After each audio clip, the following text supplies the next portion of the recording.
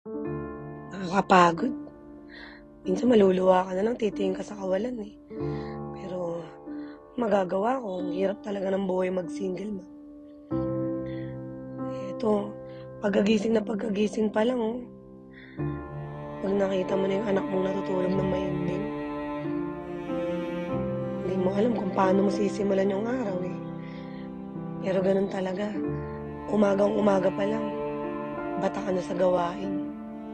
Nag-aabang na yung mga bote, nahuhugasan. May panganay ka na anak na natutulog, pagod sa laro at pag-aaral. Siyempre, makikita mo yung bahay medyo makalat. Saan nga ba talaga hihinto yung pagod ng isang single mom? Ito namang isang anak ko, online class. Para bang laging wala kang katuwang sa mga hirap at pagsubok na kinakaharap mo. Pero syempre, ano magagawa mo? Nanay ka. Tulad itong mga bote na to, habang dumadami pati gawain, kailangan kakayanin. Ultimo nga sabon panlabaw, free sample na ako nakaasa. Ganun ata talaga, umiyak na siya.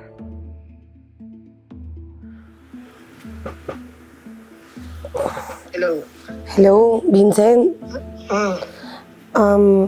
Okay lang manghiram muna ulit. Wala pa akong work kasi, nakakuha eh. Manghihiram ka na naman. Hindi mo pa nga nababayaran sa akin yung utang mo noong nakaraang buwan. Hindi talaga kaya kasi kapos kami magbabayad pa ng rent. Naman ata yung kapal ng mukha mo. Ha? Ano, wala lang bayad-bayad?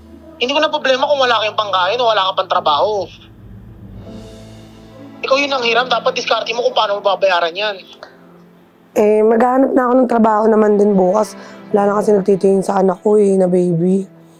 Oh, maghanap ka ng trabaho, tsaka bayaran mo yung nakaraan mong utang, tsaka tayo mag-usap. Tapos.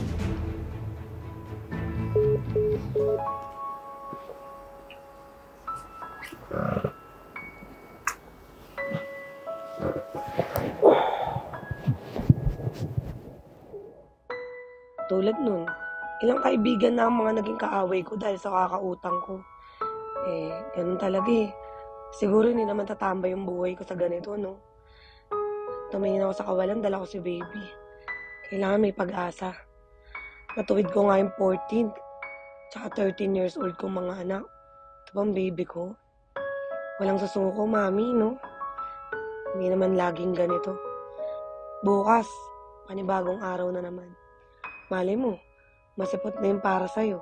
Masipat na yung pagkakataon, tsaka bagong pag-asa. Tulog ko muna to ulit. Abangan ko yung bagong bukas. Kaya natin to, baby, no? Siyempre lahat, para sa'yo.